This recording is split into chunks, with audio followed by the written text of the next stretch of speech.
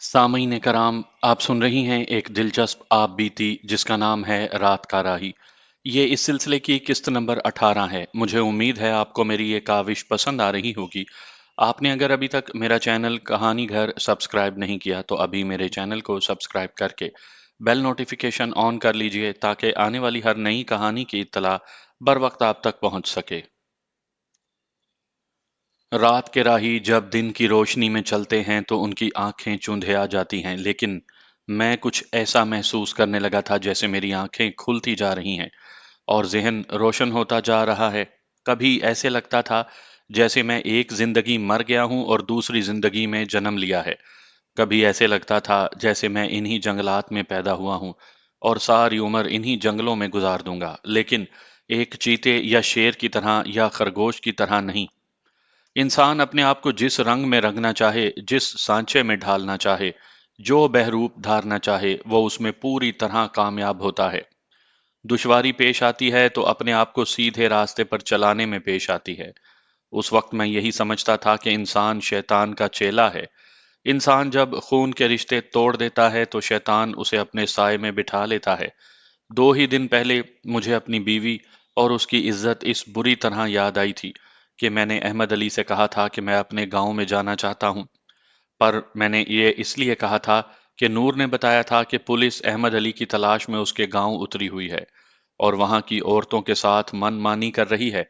मगर 2 ही रोज के बाद मेरे जहन से उतर गया कि मेरी कोई बीवी भी है और बीवी पूरे खानदान की आबरू होती है। मैं शैतान के सांचे में ढल गया था। अब दिन की रोशनी में मुझे कोई डर खौफ महसूस नहीं हो रहा था। मेरे दिल से रहम का जज्बा भी शायद निकल गया था। मैं जब नूर को अपने साथ चलता देखता तो महसूस होता था जैसे रहम का कुछ जज्बा अभी मेरे अंदर बाकी है। उस लड़की पर मुझे रहम आ रहा था कि वो अहमद अली जैसे फरेबकार आदमी के पीछे ऐसे सफर पर चल पड़ी थी जो कठिन और पुरखार था और जिसकी कोई मंजिल नहीं थी। मुझे मालूम था कि अहमद अली उससे गुलू खलासी जरूर करवाएगा। ये पता नहीं था कि किस तरह करवाएगा। 2-3 मर्तबा दिल में आई कि नूर से कहूं कि तुम एक शराब के पीछे दौड़ी जा रही हो। हम सब अपने अपने जहन के बनाए हुए शराब के पीछे दौड़े जा रहे हैं, लेकिन शराब का फासला कभी कम नहीं होता। अब हमारा सफर पहले से ज्यादा दुश्वार हो गया था। एक तो जंगल घना था जिसमें कोई रास्ता नहीं था और उसमें ऊंची नीची चट्टानें थी। अहमद अली कहता था कि अब हमें कोई नहीं पकड़ सकता क्योंकि यह इलाका मफरूर मुलजिमों और पेशावर मुजरिमों की पनाहगाह है। जिस तरह कबायली पठानों का इलाका, जिसे हमारे यहाँ इलाका गैर कहते हैं, मफरूर कातिलों और दीगर मुजरिमों की पनाहगाह है, इस तरह आसाम का ये इलाका था। अहमद अली ने बताया कि ये इलाका गिरफ्तारी के लिहाज से महफूज तो है, लेकिन यहाँ अंग्रेजों का कानून चलता है। इस इलाके में पुलिस तो नहीं आती, लेकिन ये निशानदही हो जाती है कि फलां मुलजिम इस इलाके में है। इस तरह गिरफ्तारी की तलवार सर पर लटकती रहती है। नूर खामोशी से हमारे साथ चली आ रही थी, लेकिन उसके चेहरे पर तजब्जुब, परेशानी या उदासी की हल्की सी झलक भी नहीं थी। वो जब अहमद अली की तरफ देखती थी तो मुझे उसकी पुरशबाब और नशीली आंखों में अजीब सा तासुर नजर आता था। अहमद अली उस मखमूर तासुर से बिल्कुल ही बेगाना था। नूर की हरकतों से कभी तो मुझे ऐसे लगता था जैसे नूर सिर्फ जिस्म है और उसकी रूह अहमद अली के जिस्म में है। अहमद अली ज्यादा अकल रखता था, लेकिन मुझे ये महसूस हो रहा था कि यह लड़की हमारे काम आने के बजाय हमारे लिए मुसीबत बन जाएगी। हम एक जगह जरा सुस्ताने के लिए बैठ गए। जंगल में से एक आदमी नमूदार हुआ और आहिस्ता आहिस्ता चलता हमारे पास आकर रुक गया। वो शक्लो सूरत, रंगत और लिबास से बंगाली मालूम होता था। उसके चेहरे से पता चलता था कि वो किसी मुश्किल में गिरफ्तार है। वो किसी मुश्किल में ही गिरफ्तार होगा, क्योंकि इस जंगल में और इतनी दूर एक बंगाली का क्या काम। आप लोग कहाँ जा रहे हैं? उसने टूटी फूटी उर्दू जबान में पूछा। तुम अपनी सुनाओ, अहमद अली ने अपनी मखसूस मुस्कुराहट से उससे पूछा। तुम कहाँ घूम रहे हो? क्या तुम मेरी बिपता सुनोगे? उसने आह भर कर कहा। तुम लोग मेरी मदद कर सकते हो। मैं यहाँ रहूं तो मेरे लिए मौत है, वापिस चला जाऊं तो भी मेरे लिए मौत है। मैं 15-20 दिनों से इस जंगल में मारा मारा फिर रहा हूं। हर वक्त यहीं छुपा रहता हूं। सुना है कि यहाँ कोई जंगली लोग रहते हैं, वो सर उतार कर ले जाते हैं, और कुछ जंगली ऐसे हैं जो इंसान का गोश्त खाते हैं। हमें बताओ कि तुम क्यों भागे भागे और छुपते फिर रहे हो? अहमद अली ने पूछा, लेकिन सच बोलना। मैं अपनी बीवी को और उसके आशना को कत्ल करके भागा हूँ। उसने कहा। कुछ सोचकर उसने पूछा, क्या आप लोग मुसलमान हैं? हाँ, हम मुसलमान हैं, मैंने कहा। अगर हम मुसलमान ना होते तो भी तुम्हारी मदद करते। अब मैं खुलकर आपके साथ बात कर सकूंगा, उसने कहा। मैं भी मुसलमान हूँ, इसलिए गैरतमंद हूँ। मैं गरीब आदमी हूँ। ऐसी ही गरीब मेरी बीवी थी, लेकिन खुदा ने उसे हुस्न दिया था। उस हुस्न ने उसका दिमाग खराब कर दिया। 1 रुपए पैसे वाले हिंदू के साथ उसने याराना गांठ लिया। मुझे पता चला तो मैंने उसे रोका, लेकिन वो बाज ना आई। मैंने एक बार फिर उसे सख्ती से मना किया। उसने मेरी बात मानने के बजाय कहा कि वो उसी हिंदू के साथ भाग जाएगी और उसके साथ शादी कर लेगी। मेरा खून बुरी तरह उबला, लेकिन मैंने अपने गुस्से पर काबू पा लिया और खामोश हो गया। मैं उसे उसी वक्त कत्ल कर सकता था, लेकिन मैंने सोचा कि इसके आशना को भी कत्ल करना चाहिए। मैंने अपनी बीवी की जासूसी शुरू कर दी। एक रोज मैंने अपनी बीवी से कहा कि मैं किसी काम से बाहर जा रहा हूं और रात वहीं रहूंगा। मैं बाहर जाकर छुप गया। दिन के वक्त ही वो हिंदू मेरे घर में आ गया। मैं भी घर पहुंच गया। झोंपड़े का दरवाजा मेरी बीवी ने खोला। मैं उसे धक्का देकर अंदर चला गया। हिंदू के लिए छुपने की कोई जगह नहीं थी। मैंने एक चाकू अपने पास रखा हुआ था। उससे मैंने हिंदू का पेट चाक कर दिया। मेरी बीवी रोती चीखती हुई बाहर भागने लगी। मैंने पीछे से उसकी पीठ में चाकू मारा। वो जब मेरी तरफ घूमी तो मैंने उसके पेट में चाकू फेर दिया। झोंपड़े में मिट्टी का तेल रखा हुआ था। मैंने वो तेल झोंपड़े के अंदर छिड़का और आग लगा दी। मैं वहां से निकल भागा। मुझे भागते हुए कई लोगों ने देखा। मैं रुका नहीं। मैं दौड़ता गया और जंगल में गायब हो गया। दूर आकर पीछे देखा। मुझे जंगल में धुआं उठता नजर आया। मेरा झोंपड़ा जल रहा था। बंगाल से निकलते निकलते 7-8 दिन गुजर गए। किसी ने बताया कि आसाम के पहाड़ी इलाके की तरफ निकल जाओ। वहां कोई आप जैसा नेक और हमदर्द आदमी था। तुम्हें यह किस तरह पता चला है कि हम नेक और हमदर्द हैं? अहमद अली ने पूछा। मुसलमान हमदर्द और नेक हुआ करते हैं, उसने कहा। आप रुपए पैसे वाले लोग हैं और इधर शिकार खेलने के लिए आए हैं। हमें यह बताओ कि हम तुम्हारी क्या मदद कर सकते हैं? अहमद अली ने पूछा। आप मुझे अपने साथ ले चलें, उसने कहा। मैं कोई चोर या डाकू नहीं, गैरतमंद आदमी हूं। आप भी गैरतमंद लोग लगते हैं। मुझे पनाह में ले लें। हम तो बहुत दूर जा रहे हैं, वापसी पर तुम्हें साथ ले चलेंगे, अहमद अली ने कहा। उसने पहले अहमद अली के और फिर मेरे पांव पकड़ लिए। फिर हाथ जोड़कर उसने कहा कि हम उसे अपने साथ ले चलें, वरना वो इस जंगल में भूख प्यास से या किसी दरिंदे के हाथों मारा जाएगा। मैं उस आदमी को बेकार समझता था। पहले ही एक औरत हमारे साथ थी, अब उसके साथ इस किस्म के एक बुजदिल को हम कैसे साथ ले जाते? लेकिन वो इस बुरी तरह हमारे पीछे पड़ा कि अहमद अली ने उसे कहा कि चलो उठो, हमारे साथ चलो। हम उठकर चल पड़े। अहमद अली ने कहा था कि हमारी मंजिल बहुत करीब है, लेकिन उस मंजिल का रास्ता खत्म होने में ही नहीं आता था। अहमद अली उस आदमी को अपने साथ लिए आगे आगे जा रहा था। उसने घूमकर मुझे कहा कि आगे रास्ता पहाड़ी है, तुम नूर के साथ पीछे पीछे आओ। हम एक पहाड़ी पर चढ़ते जा रहे थे। ये कोई रास्ता नहीं था, लेकिन पता चलता था कि यहाँ से पहले भी कोई लोग गुजरे हैं। जूं जूं हम ऊपर जा रहे थे, ये रास्ता पहाड़ी के इर्द गिर्द घूमता मुड़ता और ऊपर ही ऊपर चढ़ता जा रहा था। हम ऐसी जगह पहुंच गए जहां दाएं तरफ पहाड़ी थी, बाएं तरफ गहरी खाई थी जो दूर तक चली गई थी। बाएं को देखने से दिल पर खौफ तारी हो जाता था। अहमद अली और बंगाली इकट्ठे हमसे 15-20 कदम आगे आगे जा रहे थे। मेरी नजर उन पर थी। मैं देख रहा था कि अहमद अली ने रुक कर बंगाली को खाई की तरफ धक्का दिया। बंगाली की दिलदोज चीख बुलंद हुई। मैंने उसे हवा में नीचे जाते देखा। 500-600 फुट नीचे चट्टानें थी। वो सर के बल एक चट्टान पर गिरा और वहां से लुढ़कता हुआ नीचे तक चला गया। ये सोचा भी नहीं जा सकता था कि वो जिंदा होगा। उस कमजोर से बंगाली की जान तो रास्ते में ही निकल गई होगी। मैं हैरान ना हुआ कि अहमद अली ने गरीब से एक आदमी को मार डाला। वो जो कुछ करता था सोच समझ कर किया करता था। नूर बर्दाश्त ना कर सकी। वो दौड़ी गई और उसने अहमद अली का गिरेबान पकड़ लिया। वो अहमद अली को झंझोड़ झंझोड़ कर पूछ रही थी कि उसने इस गरीब को क्यों धक्का दिया। अगर मैं उसे धक्का ना देता तो ये हमें फांसी के तख्ते पर खड़ा कर देता। अहमद अली ने कहा, यह मुखबिर था। इस इलाके में पुलिस तो नहीं आती, मुखबिर आ जाते हैं। तुम झूठ बोलते हो, नूर ने गुस्सीली आवाज में उसके सीने पर घूंसे मारकर कहा। तुमने उससे गुलू खलासी करवाने के लिए उसे मार डाला। मुझसे भी तुम इसी तरह जान छुड़ाओगे? अहमद अली, मैंने उससे पूछा, तुमने किस तरह पहचान लिया था कि वो मुखबिर है? खानूम, अहमद अली ने कहा, تم جاہل اور گنوار ہی رہے۔ میں نے اسے دیکھتے ہی پہچان لیا تھا کہ یہ مخبر ہے۔ کیا تم نے اس کی کہانی پر اعتبار کر لیا تھا؟ میں نے اسے اسی لیے اپنے ساتھ آگے آگے رکھا تھا کہ اس کی اصلیت جاننے کی کوشش کروں گا۔ میں نے اس سے دو چار باتیں پوچھیں تو مجھے یقین ہو گیا کہ یہ مخبر ہے۔ تم یہ بھی نہیں دیکھ سکے کہ یہ مسلمان نہیں، ہندو تھا۔ اس کی زبان اور اس کا چہرہ بتا رہا تھا کہ یہ مسلمان نہیں۔ میں نے چلتے چلتے اسے کہا کہ تم مخبر ہو، اگر زندہ رہنا چاہتے ہو تو بتاؤ کیا لیتے ہو؟ ہمارے پاس مال ہے، ہم ابھی دے دیں گے، واپس چلے جاؤ۔ اس بدقسمت نے فوراً ہاتھ آگے کیا اور بولا، لاؤ کیا دیتے ہو؟ میں نے اس سے کہا کہ ابھی دیتا ہوں۔ مجھے یہ بتاؤ کہ تمہیں ہم پر شک ہوا تھا یا تم ہماری تلاش میں ہی تھے؟ اس نے بتایا کہ ہمیں اطلاع آئی تھی اور ہمیں تم دونوں کے حلیے بتائے گئے تھے۔ اب مجھے یہ کرنا تھا کہ رات کو دیکھوں کہ تم کدھر جاتے ہو اور میں تمہیں بتائے بغیر وہاں سے پیچھے چلا جاؤں اور پیچھے اطلاع بھیجوں کہ دونوں مفرور مجرم اس علاقے میں ہیں۔ اگر میں یہ تصدیق نہ کرواتا تو بھی مجھے معلوم تھا کہ یہ مخبر ہے۔ یاد رکھو خانوم، اس علاقے میں جس میں ہم داخل ہو گئے ہیں، تمہیں صرف دو طرح کے انسان ملیں گے۔ ایک ہم جیسے مفرور ملزم اور پیشہ ور ڈاکو ہوں گے، اور دوسرے جنگلی لوگ۔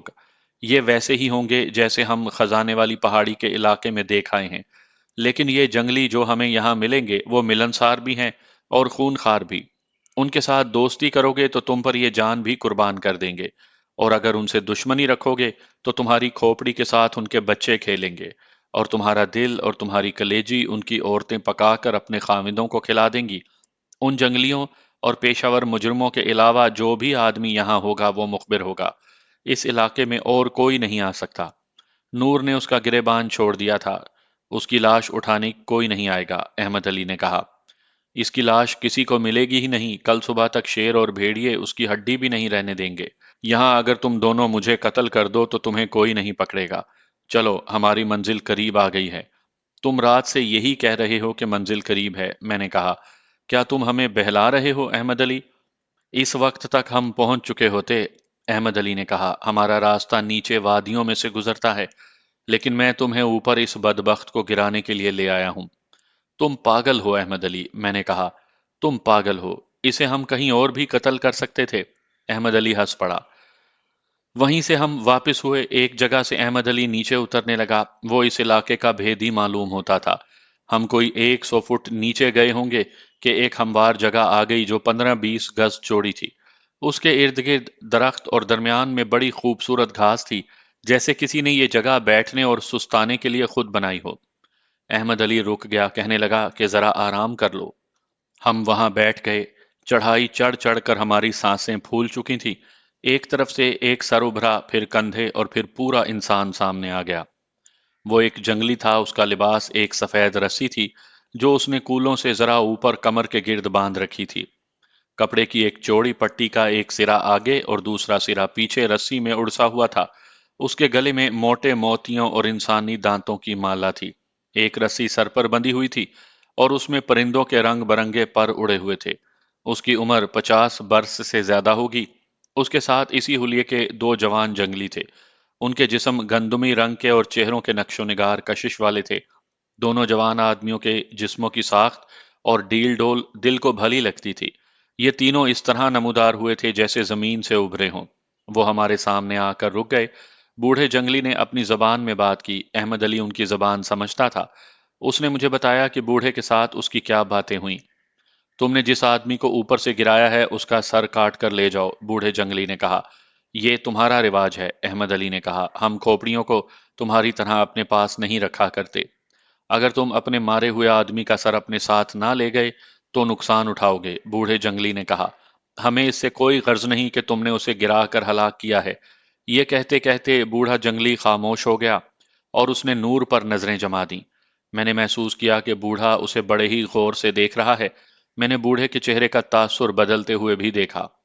احمد علی نے بوڑھے سے پوچھا کہ تم اسے پہچاننے کی کوشش کر رہے ہو؟ یہ لڑکی تمہارے ساتھ کس طرح آئی ہے؟ بوڑھے نے پوچھا۔ تم کیوں پوچھ رہے ہو؟ احمد علی نے پوچھا۔ ہماری دنیا کی لڑکیوں کے ساتھ تمہارا کیا تعلق؟ یہ بڑے اچھے گھرانے کی لڑکی ہے اور اب میری بیوی ہے۔ بوڑھے جنگلی نے کوئی جواب نہ دیا۔ اس نے مجھے پھر احمد علی کو گھور کر دیکھا اور جس راستے سے ہم پہاڑی سے اترے تھے وہ ادھر ہی چڑھ گیا۔ उसके साथ जो दो जवान किस्म के जंगली थे वो भी उसके पीछे पीछे पहाड़ी पर चढ़ गए और हमारी नजरों से ओझल हो गए। अहमद अली, नूर ने घबराए हुए लहजे से कहा, ये मुझे इस तरह क्यों देख रहा था? ये जंगली से लोग हैं, कहीं मुझे उठाकर ही ना ले जाएं। नहीं, अहमद अली ने जवाब दिया, ये जंगली जरूर हैं लेकिन ऐसा बिल्कुल नहीं करते कि किसी की लड़की को उठा कर ले जाएं। ये फरिश्ते भी नहीं, मैंने अहमद अली से कहा। ये हमारी राइफलों से डर गए हैं, वरना ये अपने हाथ दिखा जाते। अहमद अली ने मुझे पूरे वसूख और एतमाद से बताया कि ये लोग कुछ करना चाहें तो कर गुजरते हैं। तुम राइफलों की बात करते हो, ये तो तोपों से भी नहीं डरते। लेकिन मैं तुम्हें ये बता दूं कि कोई गड़बड़ है जरूर, और इस गड़बड़ का ताल्लुक नूर के साथ है। हमें चौकन्ना रहना पड़ेगा। नूर के साथ उनका इसके सिवा और क्या ताल्लुक हो सकता है कि ये एक खूबसूरत लड़की है? मैंने कहा, मुझे तो यही नजर आ रहा है कि उन्हें नूर पसंद आ गई है और ये उसे जब भी मौका मिला उड़ा कर ले जाएंगे। नूर कुछ डर सी गई थी, वो चुपचाप हमारी बातें सुनती रही। मैं तुम्हें फिर तसल्ली देता हूं कि इन जंगलियों की आपस में दुश्मनी अदावत होती है, अहमद अली ने कहा। इस दुश्मनी में ये एक दूसरे की औरतों को उठा कर ले जाते हैं, लेकिन किसी दुश्मन कबीले की औरत को इस तरह नहीं उठाते कि वो उन्हें जंगल में मिल जाए तो दो तीन आदमी उसे ले उड़ें। ये कबीले की सूरत में अपने दुश्मन कबीले पर बाकायदा हमला करते हैं, लड़ते और मरते हैं और कोशिश करते हैं कि ज्यादा से ज्यादा औरतों को उठाकर ले जाएं। लेकिन दूसरा कबीला अपनी औरतों और बच्चों की हिफाजत इस तरह करता है कि हमलावर कबीला एक या दो औरतों से ज्यादा अपने साथ नहीं ले जा सकता। तुमने पूछा है कि नूर के साथ उनकी क्या गड़बड़ हो सकती है। तुम नूर के चेहरे को गौर से देखो। इसके खदोखाल तो आसामी है, लेकिन मुझे इसमें कुछ ऐसी झलक नजर आती है जैसे इन जंगलियों के साथ इसका कोई ना कोई ताल्लुक जरूर है। ये महज इत्तफाक या कुदरत का करिश्मा भी हो सकता है। शायद यही वो झलक है जो उस बूढ़े ने देखी और इसे कुछ शक हुआ। फिर भी घबराने की कोई बात नहीं, बूढ़ा मुतमईन होकर चला गया है।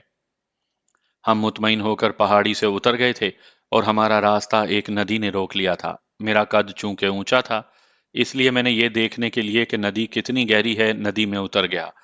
पानी मेरी कमर तक था। नूर सहारे और मदद के बगैर उसमें से नहीं गुजर सकती थी। मैंने अहमद अली से कहा कि मैं नूर को कंधों पर उठा लेता हूं, लेकिन नूर ने मुझे तंजिया कहा कि तुम अपने आप को शायद कोई देवता या भूत समझते हो, मैं खुद नदी पार कर लूंगी।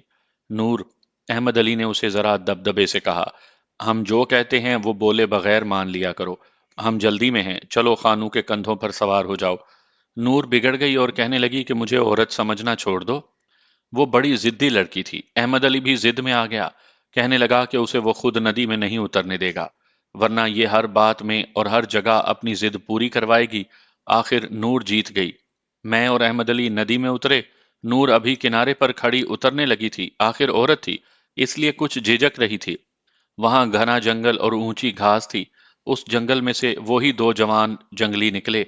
उनमें से एक ने नूर को कमर से पकड़ा और उसे कंधे पर उठाकर नदी में उतर आया। अगर वो नदी में ना उतरता तो हमारी दो राइफलें, दो गोलियां उसके जिस्म से पार कर देती।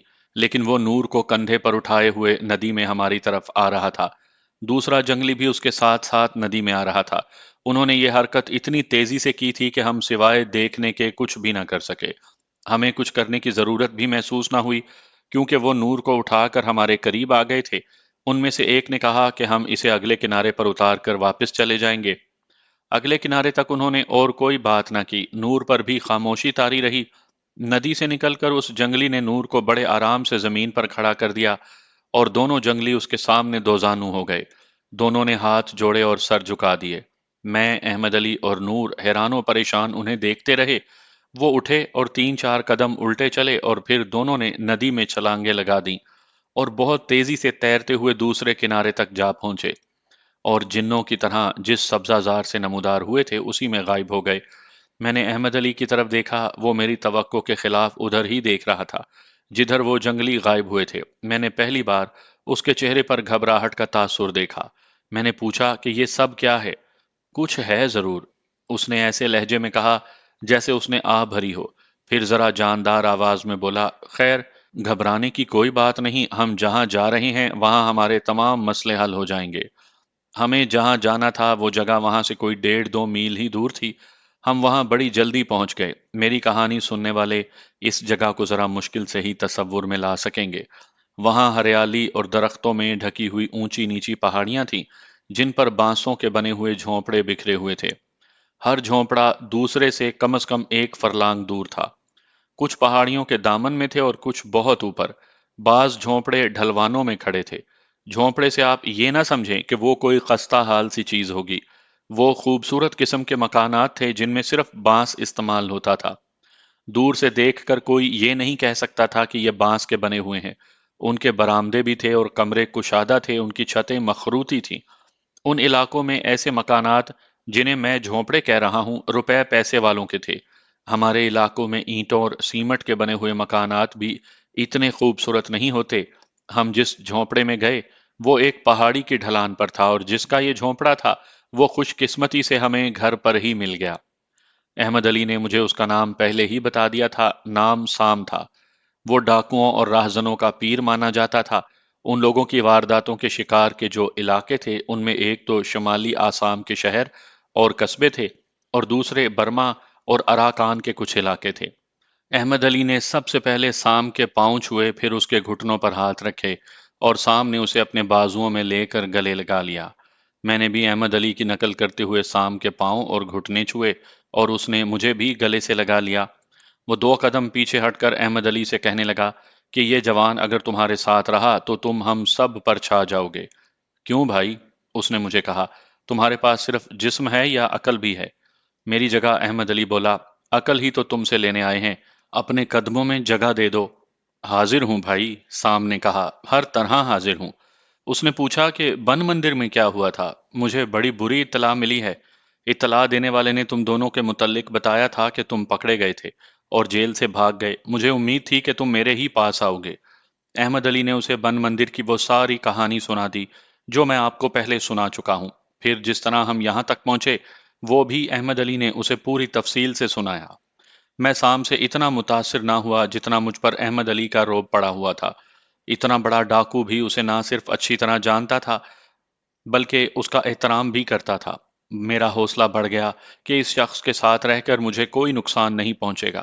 دادا، احمد علی نے سام سے کہا، تمہیں بن مندر کی ساری اطلاع مل گئی ہے، ہمارے متعلق بھی تمہیں پتہ چل گیا ہے۔ رانی کی کوئی خبر ہے؟ سام ہنس پڑا اور بولا، مجھے کس کی خبر نہیں؟ رانی کو سزا نہیں ہوگی؟ مجھے تمہارے محکمے سے پتہ چلا ہے کہ کچھ بڑے افسر اسے بچا لیں گے۔ وہ تو جادوگرنی ہے۔ رانی کا جادو تو میرے یار خانو پر بھی چل گیا ہے، احمد علی نے کہا۔ بچ کے رہنا، سام نے مجھے کہا۔ بچ کے رہنا ورنہ پہلی واردات میں ہی اندر ہو جاؤ گے۔ اس نے نور کی طرف دیکھے بغیر پوچھا، یہ کون ہے؟ اس وقت تک نور خاموش بیٹھی تھی۔ میں نے خاص طور پر دیکھا کہ سام نور کی طرف دیکھتا ہی نہیں تھا، جیسے نور وہاں موجود ہی نہ ہو۔ اس نے نور کے متعلق نور کی طرف دیکھے بغیر پوچھا۔ احمد علی نے اسے نور کے متعلق صحیح بات بتا دی۔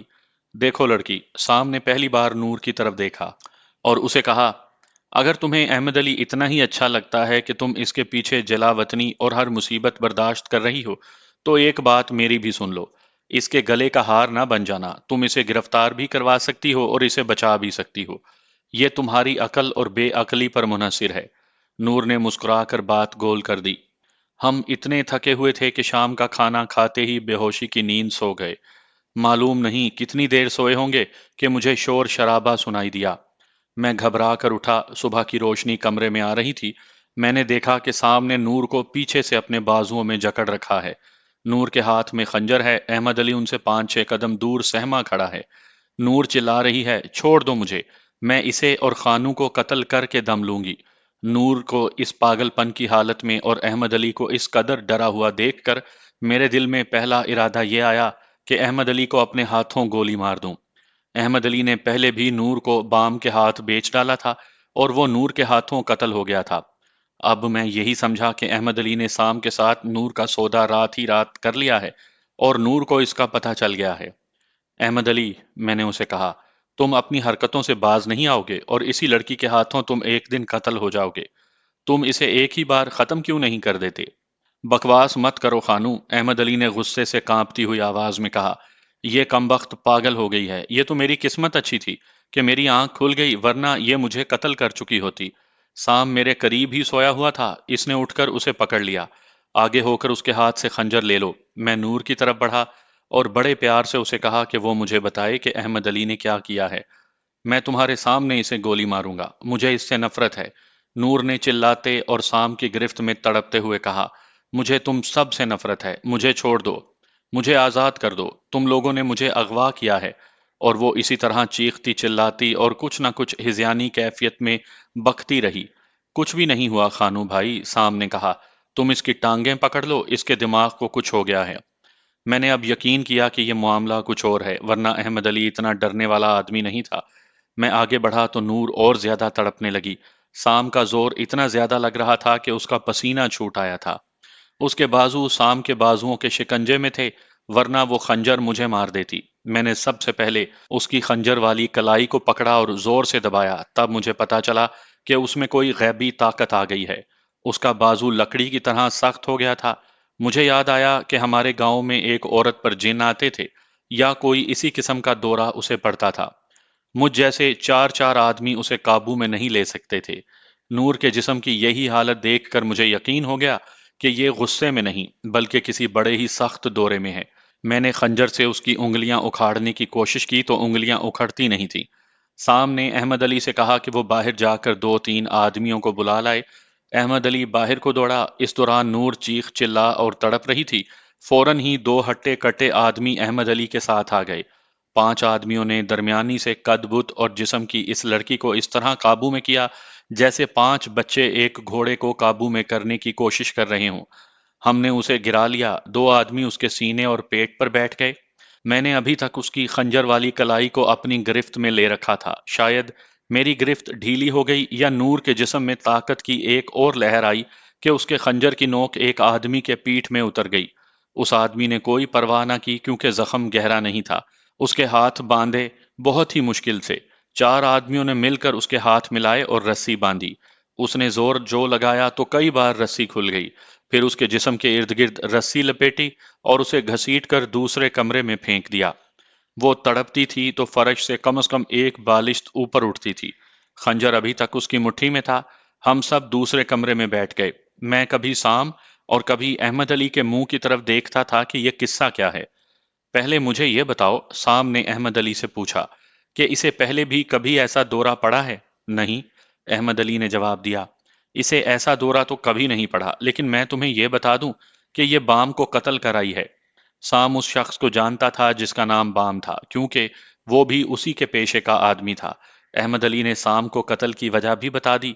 ये लड़की तुम्हारे बहुत काम आ सकती है, साम ने कहा, लेकिन तुम्हें नुकसान भी बहुत दे सकती है। लेकिन अब इसे हुआ क्या है? अहमद अली ने पूछा। ये तो हमसे भी पहले बड़ी गहरी नींद सो गई थी। कहीं ऐसा तो नहीं कि तुमने रात इसके साथ छेड़छाड़ की हो? पगले के बच्चे, साम ने कहा, पहले तुम जागे थे, फिर शोर सुनकर मेरी आंख खुली। मैं तो बहुत गहरा सोया हुआ था। मुझे एक और शक है। मैं इसी इलाके में जवान हुआ हूं और यहीं बूढ़ा हो रहा हूं। अगर तुम कहो तो मैं यहाँ के किसी जंगली को बुलाकर उसे कहूं तो वो तुम्हें लकड़ी का तख्ता बना दे। अगर वो चाहे तो तुम्हारे हाथों तुम्हारे अपने अजीजों को कत्ल करवा दे। लेकिन तुम्हारा या इस लड़की का उन लोगों के साथ कोई ताल्लुक वास्ता नहीं। तुम्हारे साथ उनकी कोई दुश्मनी नहीं हो सकती। हाँ साम भाई, अहमद अली ने कहा, मेरी एक बात गौर से सुनो। रास्ते में हमें तीन जंगली मिले थे। उनमें एक बूढ़ा था और दो जवान। तुम जानते हो कि मैं उनकी जबान समझता हूँ। वो हमारे पास रुक गए थे। बूढ़े जंगली ने हमारे साथ बातें करते करते नजरें उस लड़की पर जमा दी और वो चुप हो गया। वो बहुत देर लड़की को इसी तरह टिकटिकी बांधे देखता रहा। फिर वो अपने दोनों जवान साथियों के साथ पहाड़ी पर चढ़ गया। हम अपनी राह लग गए और रास्ते में नदी आ गई। मैं और खानू नदी में उतर गए। ये लड़की नदी में उतरने की अभी तैयारियां ही कर रही थी कि वही दोनों जवान जंगली जंगल में से निकले। एक ने नूर को उठाकर अपने कंधों पर डाल दिया और नदी में उतर आया। वो दोनों नूर को उस किनारे से ले आए, उसे कंधों से उतार कर, और दोनों दोजानू होकर इसके आगे झुक गए। उन्होंने हाथ भी जोड़े थे। ओह, सामने घबरा कर कहा, अब मैं समझा हूं कि इसे क्या हुआ है। ये लोग किसी अजनबी के साथ ये सलूक नहीं करते कि उस पर अपना अमल इस तरह कर दें जिस तरह नूर पर हुआ है। ये उन्हीं का काम है। तुम क्या समझते हो? अहमद अली ने साम से पूछा। क्या ये लड़की उन्हें पसंद आ गई है? नहीं, साम ने जवाब दिया। जहां तक मैं समझता हूं, اس لڑکی کو وہ اپنا سمجھتے ہیں۔ اگر انہیں یہ لڑکی ویسے اچھی لگتی تو جس طرح ایک جنگلی نے اسے اٹھا کر کندھے پر ڈال لیا اور ندی میں اتر آیا تھا، وہ بڑی آسانی سے ایسے کر سکتا تھا کہ ندی میں اترنے کے بجائے جنگل میں بھاگ جاتا۔ یہ کوئی اور معاملہ ہے، میں معلوم کروانے کی کوشش کروں گا۔ سام دادا، احمد علی نے رازداری سے کہا، میں تو چاہتا ہوں کہ اس لڑکی کو ختم ہی کر دو، لاش کہیں پھینک دیں گے۔ نہ نہ نہ، سام نے زور زور سے سر ہلاتے ہوئے کہا، قتل کی نیت سے اس لڑکی کے قریب نہ جانا۔ اس کی اس حالت میں کوئی ایسی ویسی حرکت کرو گے تو تمہاری حالت اس سے بھی زیادہ خراب ہو جائے گی۔ اس وقت یہ لڑکی ان کے قبضے میں ہے، اگر وہ چاہیں گے کہ یہ مر جائے تو اس کا دم نکل جائے گا۔ میں اسے اس عمل سے آزاد کروانے کی کوشش کروں گا۔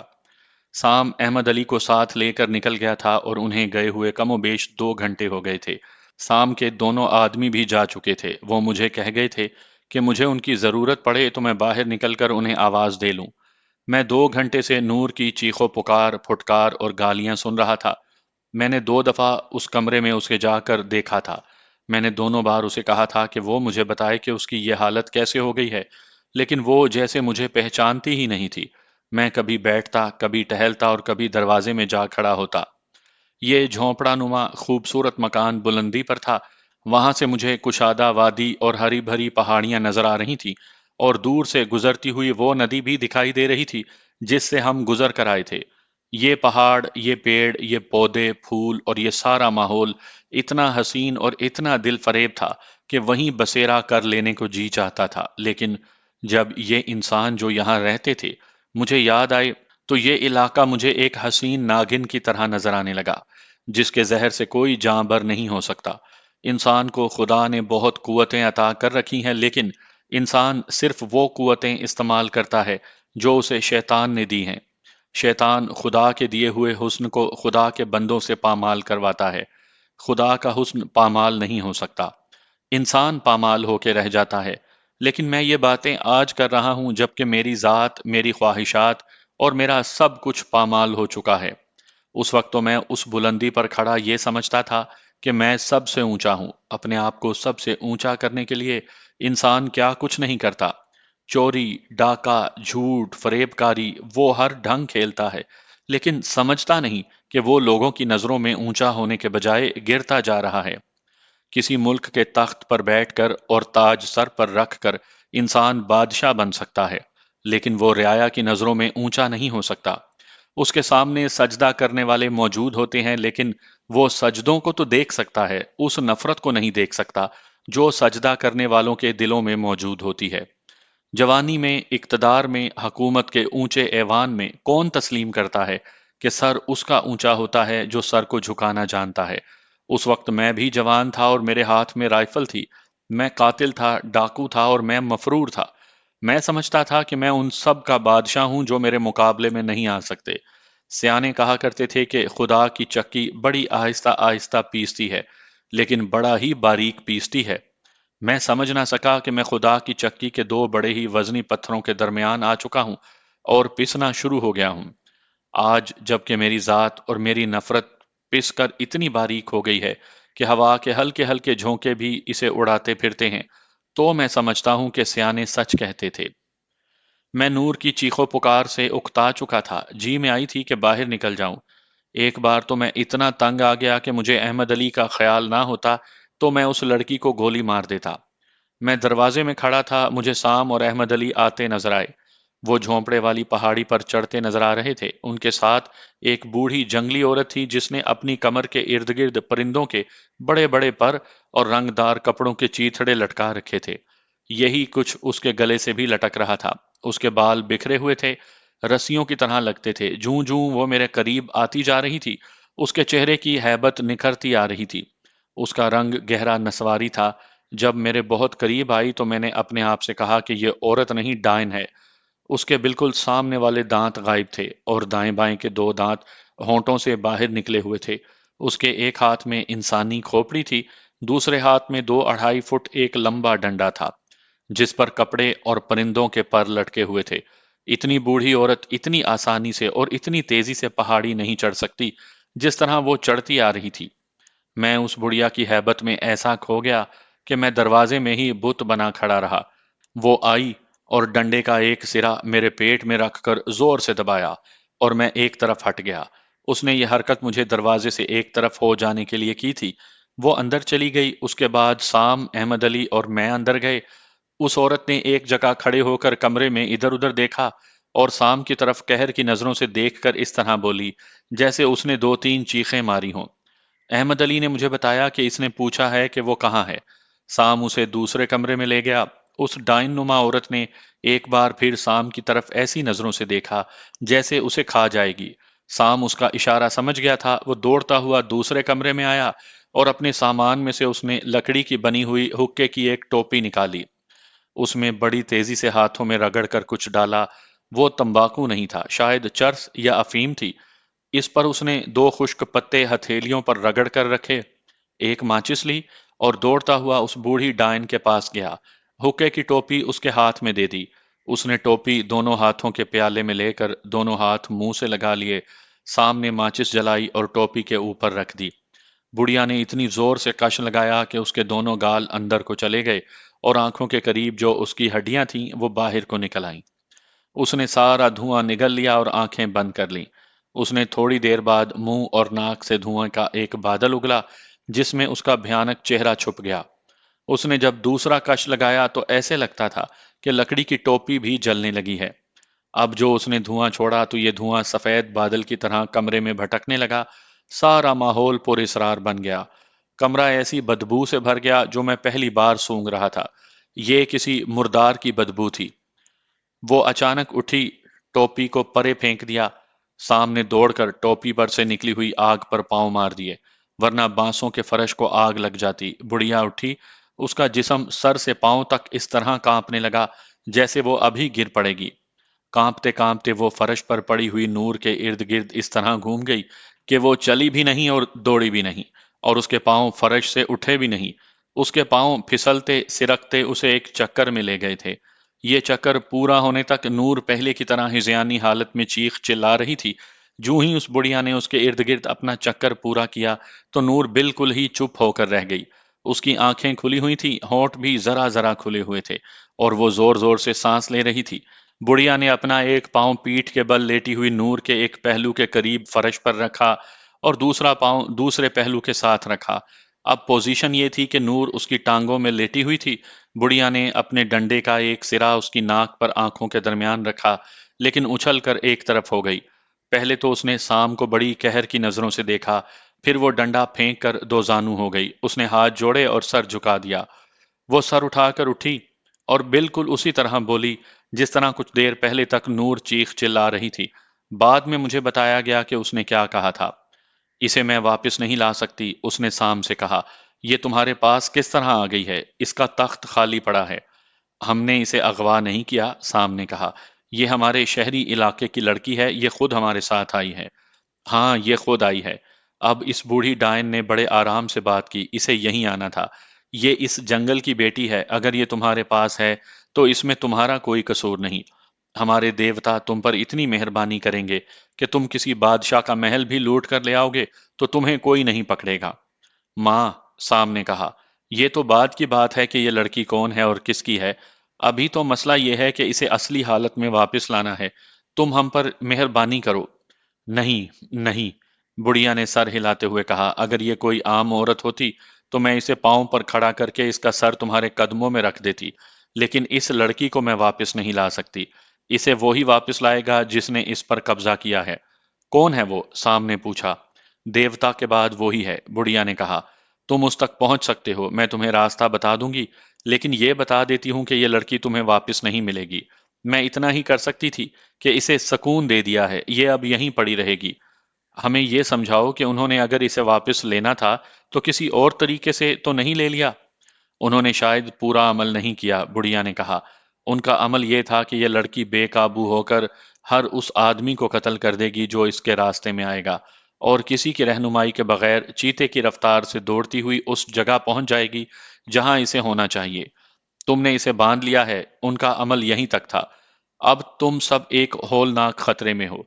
आज का सूरज गरूब होने तक ये लड़की वहां तक ना पहुंची तो मैं बता नहीं सकती कि तुम तीनों का और इस झोंपड़े का क्या अंजाम होगा। اس کی रस्सियां टूट जाएंगी और तुम तीनों शायद इसी हालत में आ जाओगे जिसमें ये लड़की आ गई थी। तुम फौरन उनके पास जाओ, सूरज गरूब होने से पहले पहुंचो। मुझे डर है कि सूरज की आखिरी किरण इस झोंपड़े को आग लगाकर जंगल में छुप जाएगी।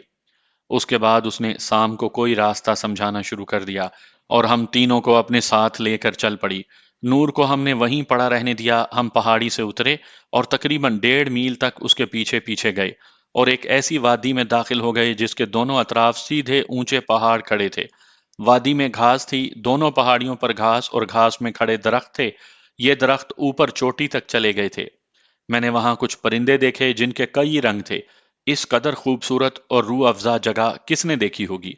लेकिन उस बूढ़ी डायन के साथ जाते हुए मुझे ऐसे लगा जैसे यही वो जगह है जहां लोग कहते हैं कि जिन, देव और चुड़ैलें रहती हैं और इंसानों के रूप में आकर मुसाफिरों को धोखे देती हैं। बदसूरत चेहरे को देखकर इंसान नजरें फेर लेता है, लेकिन हसीन चीज नजरों को गिरफ्तार कर लेती है। यही वजह है कि इंसान हुस्न के जहर से बच नहीं सकता। इस वादी का हुस्न पुरस्रार था। कुछ और आगे गए तो एक और वादी इस वादी से आन मिली। बुढ़िया वहां रुक गई और उसने डंडे से दाएं तरफ इशारा किया और कुछ कहा। वो खुद दूसरी तरफ चली गई और शाम हमें दाएं तरफ ले गया। ये वादी भी वैसी ही हसीन और दिलनशीं थी। हम ऐसे कई रास्तों पर मुड़े जो पहाड़ों के अंदर अंदर जाते थे। अचानक ऐसी जगह आ गई जहां ऐसे लगा कि पहाड़ जादू के जोर से दूर दूर हट गए हों और मैंने उन्हें हटते देखा हो। ये एक मैदान था जिसमें चमकती हुई सब्ज घास थी। बड़े घने दरख्त भी थे, कुछ झोंपड़े भी थे और वहां जंगली मर्द, औरतें और बच्चे घूम फिर रहे थे। हमें देखकर दो आदमी दौड़े आए। सामने किसी का नाम लेकर उन्हें कुछ कहा। वो आदमी हमें अपने साथ ले गए। हम एक ऐसे झोंपड़े के सामने जा रुके जो दूसरे झोंपड़ों की निस्बत मजबूत, बड़ा और खूबसूरत था। वो आदमी अंदर चला गया। थोड़ी देर बाद वापस आया और हमें इशारा किया कि हम अंदर चले जाएं। हम अंदर गए तो सामने वो ही बूढ़ा जो हमें पहाड़ी पर मिला था, लकड़ी की एक चौकी पर चौकड़ी मारे बैठा था। उसके दोनों हाथ अपने घुटनों पर थे। उसके चेहरे पर बादशाहों जैसा तासुर था। उसके माथे पर कई शिकने थीं और वो सख्त गुस्से में भरा हुआ लगता था। सामने उसके सामने दोजानू होकर उससे हाथ मिलाने के लिए अपना हाथ बढ़ाया, लेकिन उस जंगली बूढ़े ने अपना हाथ आगे ना किया। इसका मतलब ये था कि उसे हमारी दोस्ती मंजूर नहीं। काबिल एहतराम बाप, सामने कहा, हम पर तुम्हारा गुस्सा बेकार है, हम बेकसूर हैं। तुम बेकसूर नहीं हो, काबिल एहतराम बाप ने कहा। हमारी देवी अभी तक क्यों नहीं आई? हम उसी के मुतल्लिक बात करने आए हैं, सामने कहा। आपको गलती लगी है, वो आपकी देवी कैसे हो सकती है? वो मेरे इस दोस्त अहमद अली की मंगेतर है। इसके गांव के रहने वाली है, मोहब्बत से पागल होकर इसके साथ आ गई है। बूढ़ा बड़ी जोर से गरजा।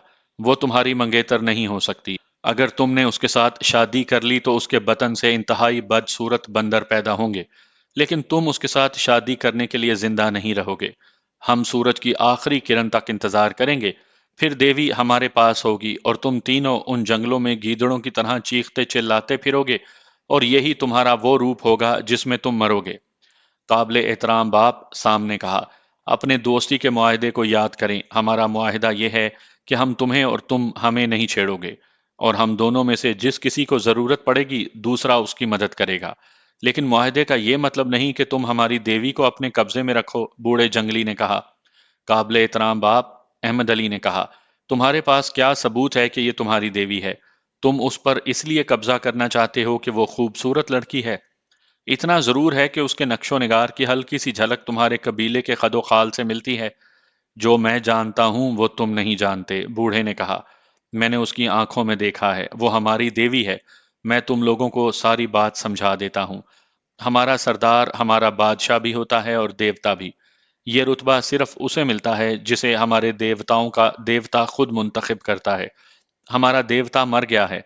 मुद्दत गुजर गई है। हमारे देवताओं ने एक जवान लड़की को उसका जानशीं मुंतखब किया है, लेकिन वो लड़की हम में मौजूद नहीं थी। हम एक अरसे से उस लड़की की तलाश में हैं। देवताओं ने हमें बताया है कि उसे ढूंढो। जब तक उसे नहीं लाओगे हम तुम सब पर नाराज रहेंगे। तुम्हारे सारे काम उल्टे होंगे। तुम नहीं जानते कि इस अरसे में हम पर क्या क्या मुसीबतें नाजिल हुई हैं। मेरे कबीले के दो झोंपड़ों पर आसमानी बिजली गिरी है।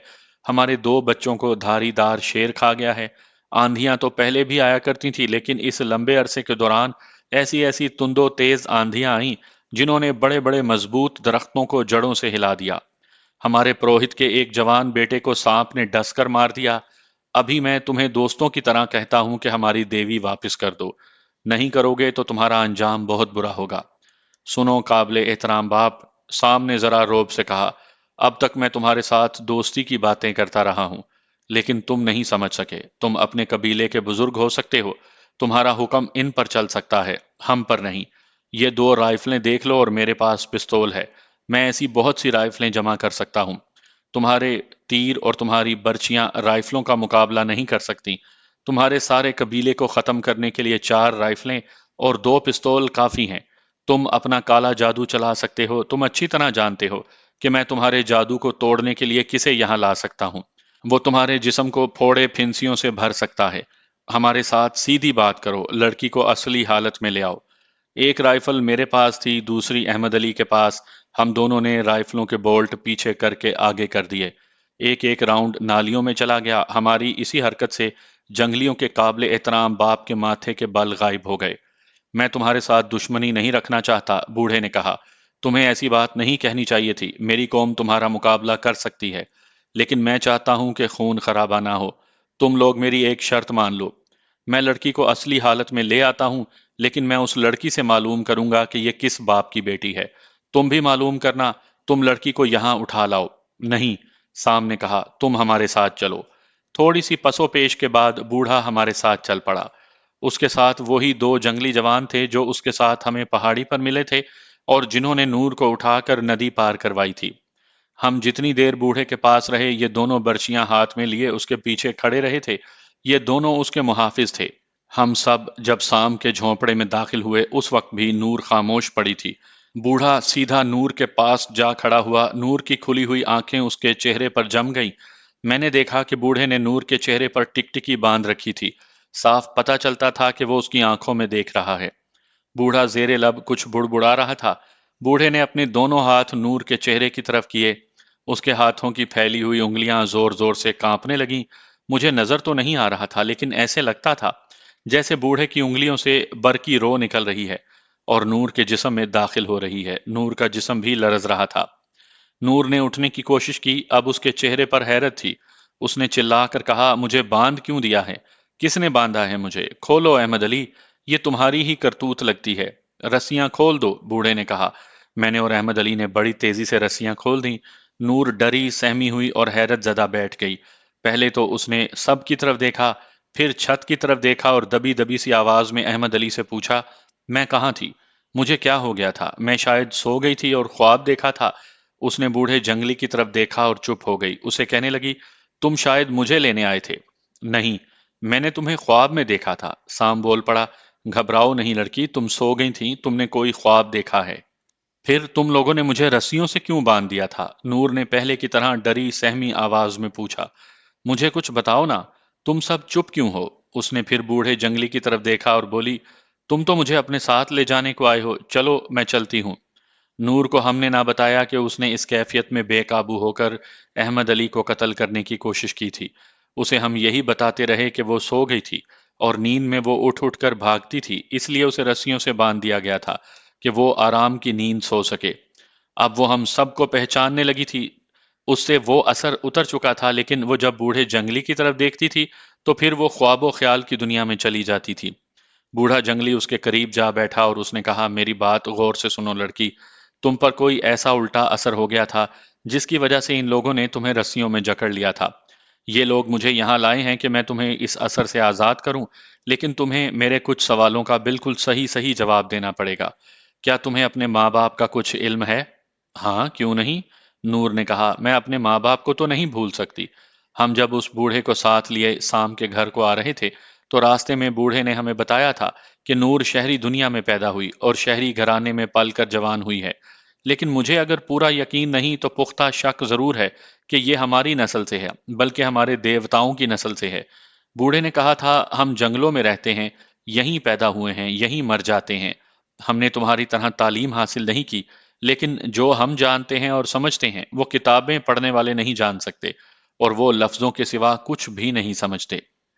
तुम 2 सगे भाई मेरे सामने खड़े कर दो, ان کے قد بت اور چہرے اور رنگ بھی ایک دوسرے سے بہت ہی مختلف ہوں تو میں دونوں کی آنکھوں میں جھانک کر بتا دوں گا کہ یہ سگے بھائی ہیں۔